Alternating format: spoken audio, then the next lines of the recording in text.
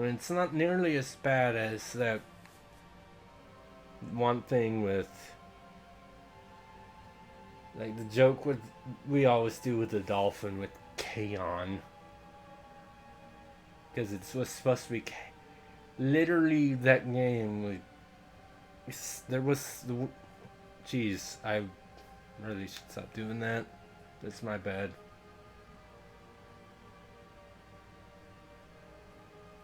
But yeah, literally that game we were playing, they said the word chaos so many times. And somehow near the end of the game, they screwed up and said Kaon. Now let's take a look at defense position. Like, so much so that even not related to the game, like when I was playing Sonic, and Dolphin and I and our other friend Die, he's into Sonic as well, so we would like K on control. Defense position. Yeah, what happens? I seem to remember you take the damage, but hard armor is a monster with a high defense factor. The card is currently horizontal or in the defense position. A monster set in this position cannot move or attack. In battle, the defense of a monster in the defense position is used to determine the outcome. Although the defense of hard armor is fairly high, it's nothing compared to Celtic Guardian. Let's attack the monster. I will take your word on this. I do not remember the attack and defense of many monsters off the top of my head.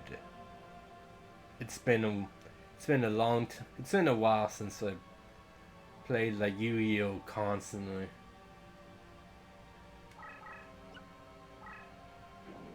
Oh, 1200. Okay. You are destroyed, but you do not take damage. Note that eliminating monster will not defense will not inflict any damage to the player controlling the eliminated monster. But I'm sure if I attacked a monster that had higher defense, I would take damage.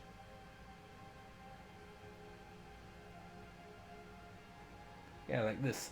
Yeah, Aquamador. Yeah, this is exactly the card that I imagined. I think I have one of these guys in my deck, right? Like my real world deck. What happens when you attack this monster with Celtic Guardian? You eat shit.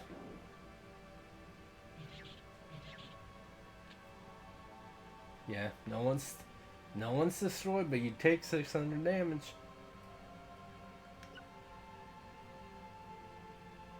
Since your attack failed, because it takes damage from, but it's not technically in attack positions. I guess yeah.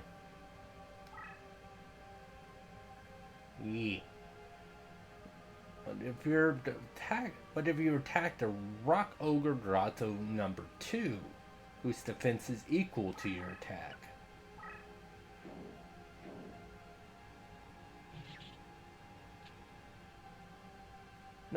There's no damage and no one is destroyed. Because defense. This concludes our lesson on battle outcomes. Now let's continue with the duel. As you recall, Celtic Guardians moved into a position where it could attack your enemy leader. I'm pretty sure it didn't, because it was one space away from the enemy leader at that point. I mean, you know, and I assume you don't, unless you don't need to move them. I guess we'll see. The opponent leader is unsupported because apparently he didn't have any monsters. Even though he didn't have. In the tutorial, he had 2 monsters he could summon, but he definitely doesn't. Can't do anything. Direct attacks are always ideal. Inflict major damage. Let's try direct attack. The procedure is the same.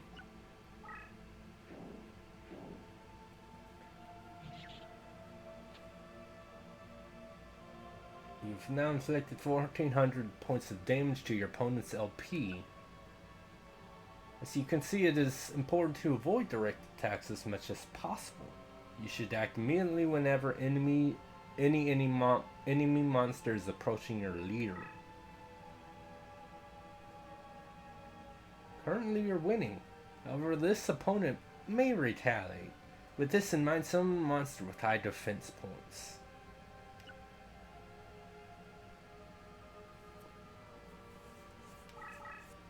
Okay. Summon a monster, select, and then R1, L1 to toggle. Okay.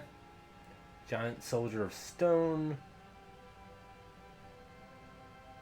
Careful that you don't move the monster to its destination space, as this will automatically be attack position. Honestly, Giant Soldier of Stone is slightly better than Aqua Mador. Something. Note that a monster card summoned on the field is initially placed face down and is hidden from your opponent's view. Will be flipped face up whenever it attacks or is attacked by an enemy. Which, I mean, there's the like flip effect monsters. So I'm assuming, because I remember plenty of monsters where you would just like flip them right away. Like this happens on the flip, so you might as well get. You can manually flip a card. Maybe I should stop talking until its tutorial's done. Press one of the L2, R2 buttons to toggle face up. Once you have the card in your desired position, press X to enter your selection. You should note that a face-up card cannot be returned to a face-down position. That's why you should be very careful when you manually turn a card face-up. Maybe only do that when it. Oh God, Kaiser Dragon. Yeah, got the Garden screwed. Let's now summon the Kaiser Dragon, a powerful dragon-type monster. You don't have a monster that's strong enough to withstand an attack. Fortunately, you have a magic card on the field that's capable of stopping an attack of dragon types. If you say so. Oh yeah, Dragon Capture Jar. Permanently spellbinds all dragon monsters. Which, preventing movement is the same as preventing attacks with how this game works. Let's use the magic to stop the opposition. You can trigger a magic card by flipping it face up. Flip the card face up in the manner described earlier. Controls are the same. And you keep saying that, but you still keep making moves on your own.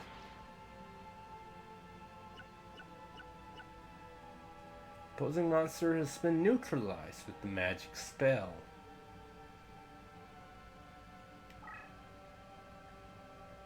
What, like permanently? Because I saw the infinity marker. The duel can go either way. At times you may find yourself cornered by a cunning opponent. There will be occasions when there's nothing to do but accept defeat and go for a rematch. You may surrender by some match by pressing select. Oh yeah. Square is SMN for summon this time, okay. But don't give up too quickly. A well-placed card. Yeah, unless you're in like a position with this, like that.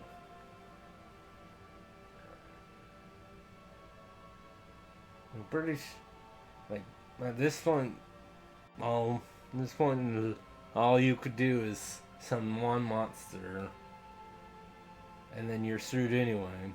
Like, even if you could summon a monster strong enough to take one of those two on, there's... God, my model freaks out so much if I use my hands. It sucks, because I talk with my hands a lot. My theater arts teacher said that I called it Italian hands. You know. I think the reasoning is fairly self-explanatory. That concludes our lesson on the fundamentals of how to battle. I was kind of hoping for an actual battle against you, but I'll accept it. Now let's take a look at how a duel is settled. Look, Exodia, the Forbidden One. Oh yeah, that's right. I don't remember what that feature does specifically, but yeah, Exodia is the second lieutenant. There are 4 individual conditions for deciding the outcome. One condition is to reduce the opponent's LP to 0. The Guardian is about to kill the... Since your opponent only has 1000 LP, you win. The Guardian is now a Dragon Slaying hero. Congratulations. Ensure you're about to emerge victorious. The following example is a more complicated situation for which the LP0 condition applies. In this scenario, the LPs of both players are 500 points respectively. Your opponent has not a powerful Needle Ball monster. However, the monster has a special ability. Once the monster is eliminated in battle, it automatically inflicts 500 points of damage. Strength-wise, you would win. Now let's look at what happens when you attack this monster, though.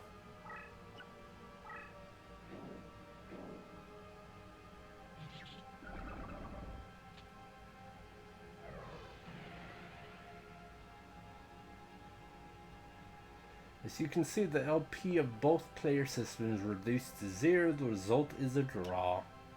In this manner, the outcome of the duel is decided after all the effects have been taken into account. Which is why, if it was possible, you would not have attacked and you would have just... I mean, he could have blocked you out, but you just summon another monster to go after the opponent, or if you had like Crap Hole or a spell card to just deal life damage to your opponent. Can you tell that I did used to play Yu-Gi-Oh! A good amount in the past? I mean, plus I very much remember playing this game. Be careful that you don't get dragged into a draw when you have a good chance at winning. Now the condition that decides the outcome is that the duel is the occupation of summon areas.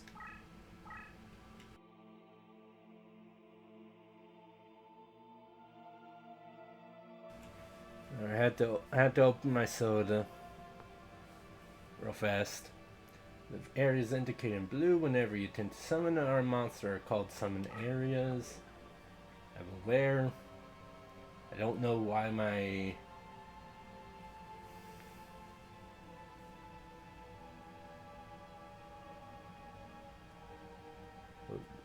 God, I can barely make out that word, but I don't know why it says enemy under both of them. If all those areas are occupied by the opponent's forces, you will lose the match. To be more specific, if your opponent occupies all the summon areas at the end of your turn, you lose. You find yourself surrounded, it is vital you clear at least one of these areas before your turn is over. I don't remember having to deal with that specifically when I last played this game, but that was over a decade ago, so who knows? Could be misremembering. If your leader is in this position, that leaves you with only 3 summon areas. You're at the edge like this, there are only a few summon areas, and if they are all occupied, you'll lose. Depending on terrain conditions, there are places that cannot be used. In this situation, there are fewer summon areas. Yes, you gotta love the mazes. The next condition is LP comparison resulting from the clock running out and on a duel. The time remaining in a duel is displayed in this location. The number of turns remaining will decrease by 1 following the completion of your turn and that of your opponents. So it's not like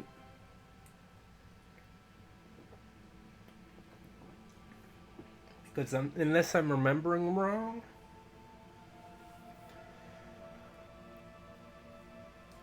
for the card game, they count a turn as you and your opponent having both gone. You go first, your opponent goes. That's 1 turn. But with this, yeah, it's when the number of turns remaining reaches zeros. Both players complete their respective turns. The outcome of the duel will be decided. In this case, the player with a higher number of LPs, which I'm pretty sure this is clear. I thought LP stood for life points anyway, because you wouldn't say LP for life point. Unless I'm mistaken, I don't think there's any situations where someone only has 1 LP.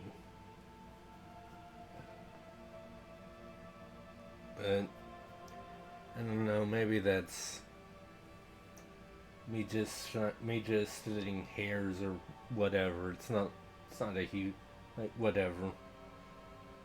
Yeah. Obtaining a lead is a key strategy for the smart duelist. I don't think it's specific for smart duelists, just everyone would want to have an LP lead. I say that, but there are a few cards that are useful based on it's like, okay, you have less than 1500, you have 1500 LP less than your opponent, you can use this card now. But those are all just like turn the table type cards, you know. The 5 condition is unleashing the power of Exodia, the Forbidden One. It is said that somewhere in this world there are 5 very rare cards known as Exodia, the Forbidden One, and its 4 forbidden limbs. Individually, these cards are weak due to the spells that bind them. However, once these spells are broken, an unstoppable force is unleashed. To release Exodia, the following steps are required. First, Exodia must be brought into play as your deck leader. Then you must position the 4 limbs of Exodia in the surrounding summon areas.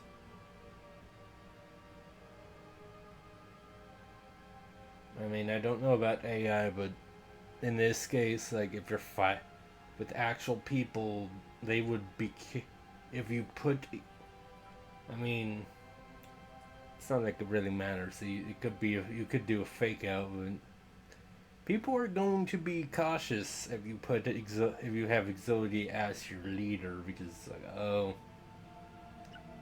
From there, flip over to the attacking position when you enter into your turn without any spells or controls preventing you from executing a normal turn.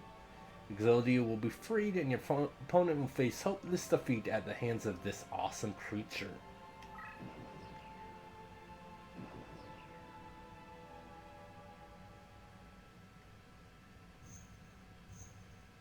you're actually gonna show the thing. Cool.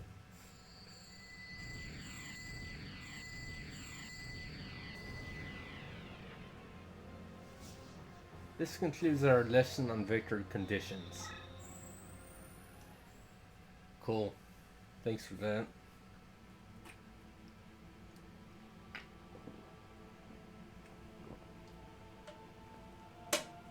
Again, might freak out a little. Gotta see if I can have it to where it doesn't do that. Now let's take a closer look at some of the other details and rules. First, you should be aware there's a limit to the cards that can be placed.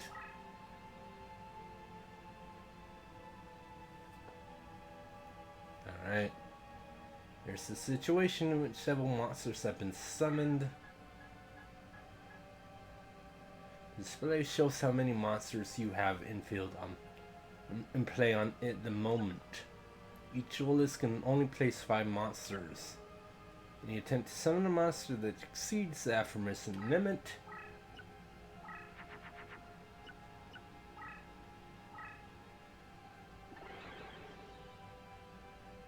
will result in the summoned monster being reduced to dust. Likewise, only 5 spell cards, so this part's that part's like the regular game too. Should take care to leave a summon area open so you won't find yourself in a situation where you're unable to play a key card. I mean, let's talk about the conception of and recovery of summon power points. Summon power are required in order to summon a monster. At the outset of a duel, each duelist has 4 SP. Let's just call it SP, guys. Hence, bring a level 4 monster into play at the start of a duel.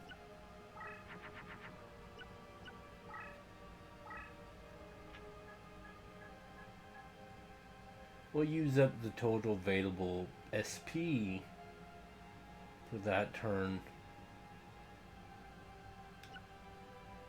Summoning power points spent in this manner will gradually recover as time passes.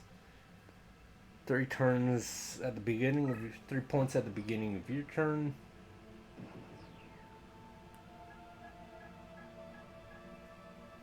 Points that are not expended will continue to accumulate up until 12. Because the max level for a monster is 12.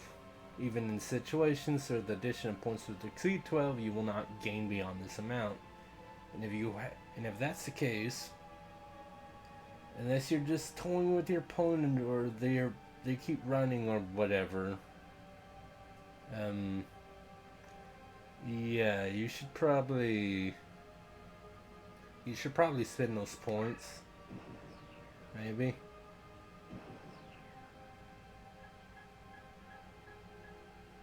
Yeah, SR and D surrender makes sense.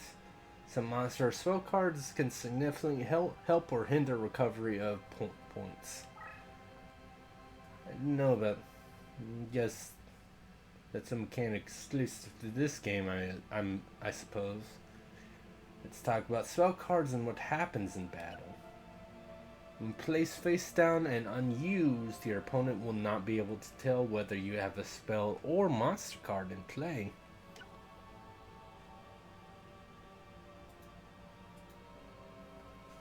Like monster cards, spell cards can be attacked and can initiate attacks. That I forgot about. Face-up monster card is yours, your opponent has a spell. When a spell card is attacked by a monster, it's automatically destroyed. Although a spell card can be destroyed, attacking a spell card will never result in damage to your opponent's life points, but it's very necessary sometimes. Now you have a face-down monster card. In monster versus monster battles, face-down monsters were turn face-up, but with spells,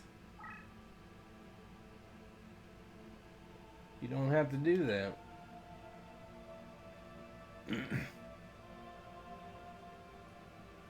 As a result, spell cards cannot be used to discover the identity of a monster card.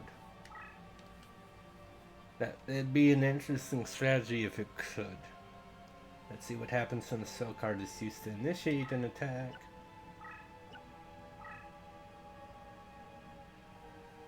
Similar to when it is attacked, the spell card is easily destroyed, even in defense position.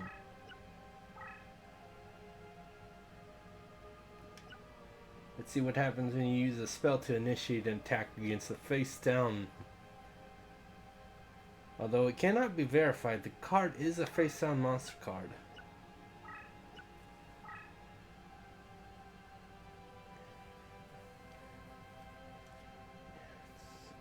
Don't attack with spell cards. They can be easily destroyed even though they're capable of powerful magic, checks and balances type thing. When you bring a spell card into play, you should move it carefully.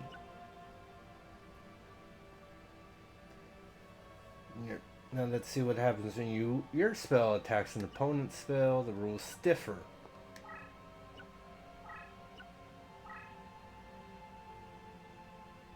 In this case, the attack spell card is destroyed. Initiating attack with the face down spell card will let you avoid having the card turn face up when you wish to avoid it. The fundamental rule is that the spell card cannot turn an opposing spell card face up in battle. Let's see what happens.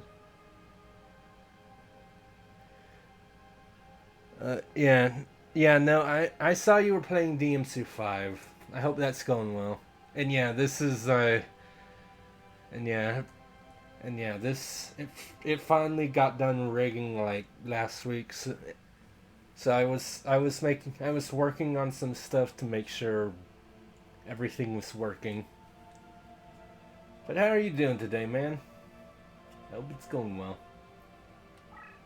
I am tutorializing.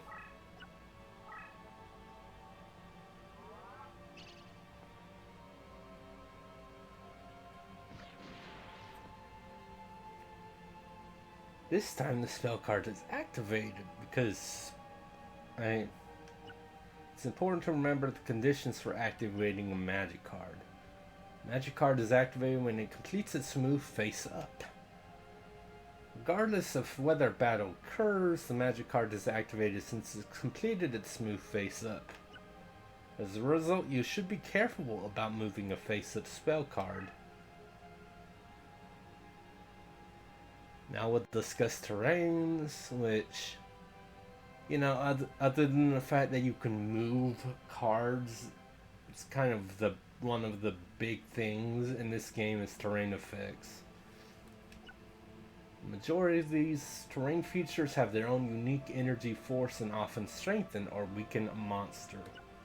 Let's take a look at a meadow.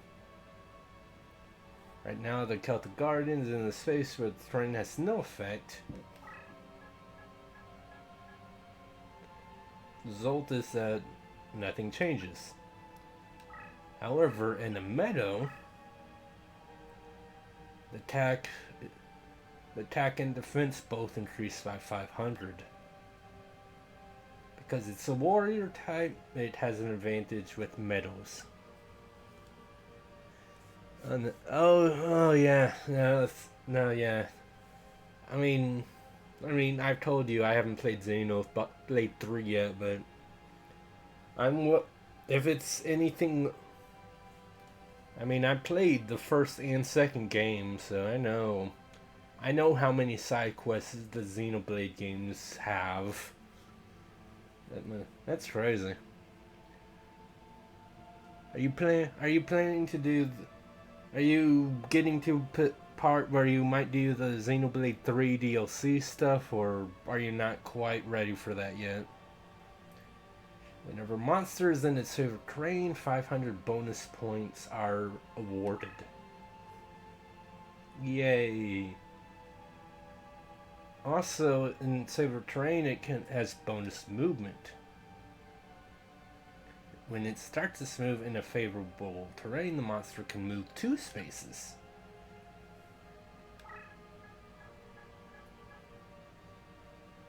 So yeah, we got the T. We got the T with the arrow for up, and then we have the M for movement. Yay! Cards, yeah, movement area is displayed in this manner. Yay! Please note that a face-down card is not awarded terrain bonus. I mean, that kind of makes sense.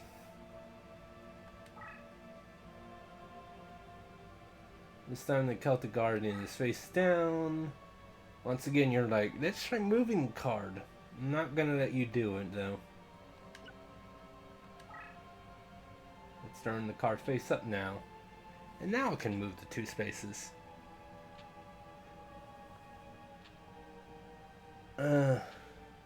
Yes. There's a bunch. Yeah. Well, yeah, I mean. Yeah, that's fair. That's fair though. That's fair though. You can see that as long as the card is face up, the moment bonus will be used. Because again, if a face down card use a movement bonus, that would clue you into what the face down card is. To take advantage of the bonus, turn the card face up and then move. This time, start terrain.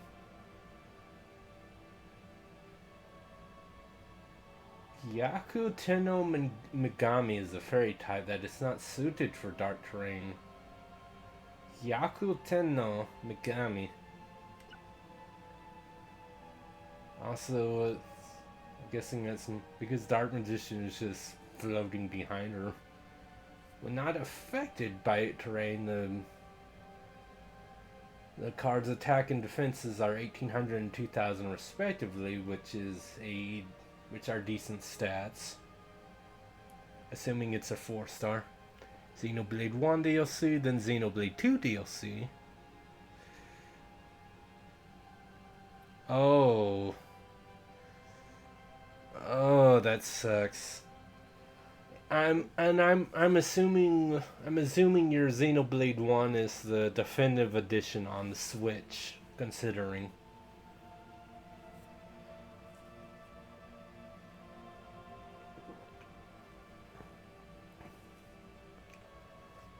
Yeah, yeah. I still need to figure out how to get the model to not increase or decrease in size like it does. That's kind of weird. Let's move the card. Let me guess, it's 500 less. Oh. Yeah, what do you know? Common sense. Unfavorable terrain is a 500-point penalty. Since terrain can affect the outcome of battle, you should plan your destination before committing to a move. Also, let's talk about special terrain, like labyrinths. The labyrinth terrain is an extremely powerful obstruction and cannot be entered by most monsters, spells, or leader cards. In addition, a labyrinth space cannot function as a summoning area. However, a card that has entered a labyrinth space by means of effects such as teleportation can exit this space. You can also initiate an attack against a monster located in a labyrinth space. Wall Shadow has the special ability to freely exit or enter. Fair enough. Flame Swordsman has an attack capability that exceeds Wall Shadow. So what happens when you kill? I kill the thing. I like Flame Swordsman. And you don't enter the space. What a surprise.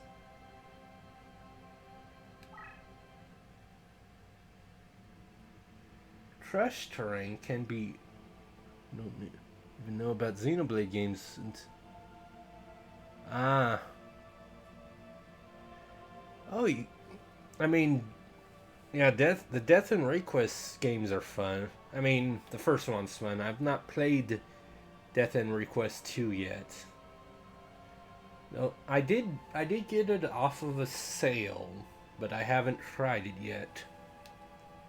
But if it's anything like the first one, plus I heard that there's like a few returning characters from the first one that we get to see, so that'll be fun. Fresh terrain can be entered with no resistance, has no positive or negative effect on most monsters. This, however, this area is affected with the is infected with the plague that will attack and destroy powerful monsters. Any monster with an attack of 1500 or more will be immediately destroyed. If it's summoned in the trash space, if it moves into the space, it's located in the space that is transformed into trash, or is in a trash space when someone's turn ends. Okay. Celtic Guardian's not affected because it's 1400. Flame Swordsman will activate the trash. And let's kill our friend. Virus infection. Effects of trash are deadly. However, there are no restrictions to exiting the trash space and entering an adjacent space. So if you find your monster moved into trash space by means such as teleportation, immediately moved out to not be killed. But it's only activated by attacks, so leaders and spells are safe. As can be seen, there are various special features for terrain spaces. So keep terrains in mind, otherwise you might die. Now we're at spellbinding. This terrain is a bit longer than expected, but cannot. When this card is spellbind, can't be moved, flipped, or repositioned. See what happens when Celtic Guardian is spellbound. The answer is feck all. Right now, the Celtic Guardian is unable to move for a turn. One turn on you. Thankfully, the dragon capture jar was infinite. If its card is spellbound for one turn, it won't be able to move in the next turn and regains movement on the turn after.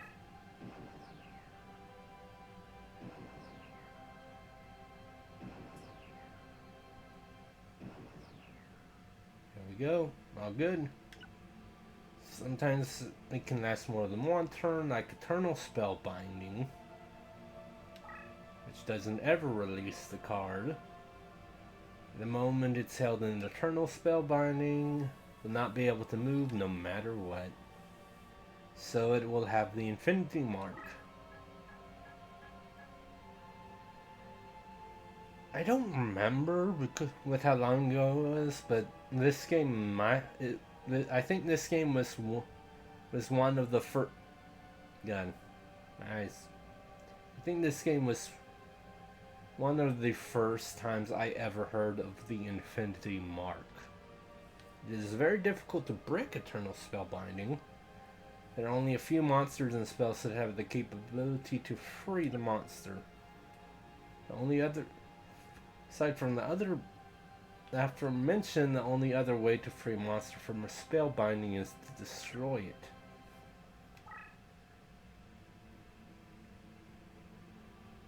Parrot Dragon. Parrot Dragon is a wind attribute monster that is stronger than the Celtic Guardian. It will destroy the Celtic Guardian. However, it's an earth attribute monster which places it in a more favorable position.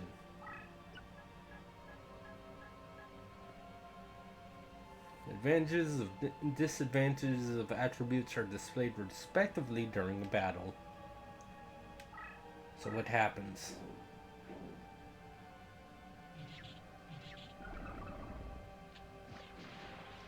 Still, it's destroyed, but it's spellbound for a turn. The monster of lower attribute that survives the battle is spellbound in the turn that follows. The rule also applies even when both monsters survived, as in the case where a monster is unable to destroy an opposing monster with a higher defense factor. Yeah, no, that's a useful strategy. Your opponent's powerful monster is in pursuit. You don't have any surprise on your any surprise up your sleeve, and your leader is isolated, creating a dangerous situation. I would have thought it would have been surprises, but either way, even under such desperate circumstances, a good duelist will bide for time, believing in the sun monsters and the chance of drawing a card. Your belief in the luck of the draw could be the key to winning the battle. But this isn't the anime itself, so you can't rely on the heart of the cards. Among duelists, this belief is referred to as the destiny draw. Oh, is this actually a mechanic though? Depending on how desperate the situation is and how gifted you are, you may be granted the opportunity to attempt a destiny draw. Looks like victory may smile on you. This is your chance to draw the card that could turn the table. The destiny draw opportunity is signaled by flashing the area that is normally used to indicate that you could summon a monster. Drawing in this condition is indicated will usually result in the drawing of a card that will help you.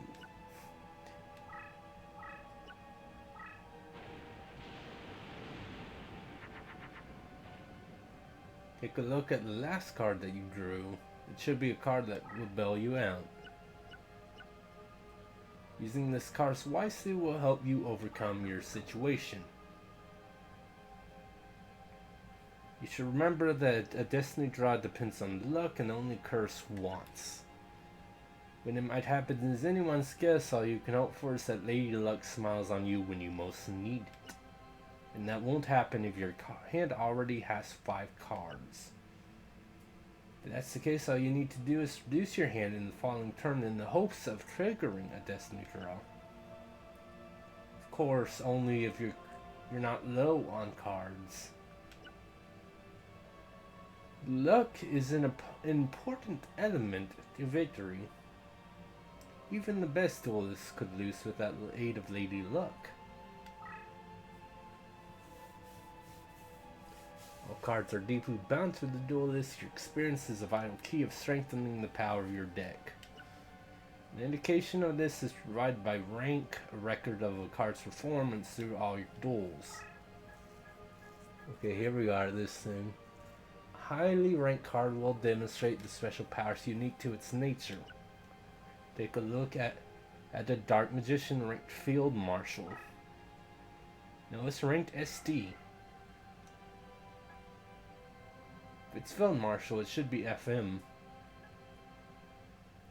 This ranked card's special powers are increased support range, increased strength for same type, and weaken specific enemy type. Okay, let's see what Baby Dragon got going on. I guess.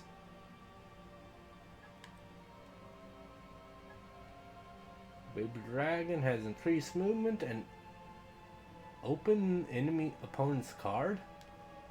Whatever that means. You won't be able to cover them all since there's a lot. And let's understand the concept. The best way to learn about the special powers is to race your own leader, and watch it evolve. Alright. Baby Dragon has the power to turn any approaching enemy card face up for open viewing.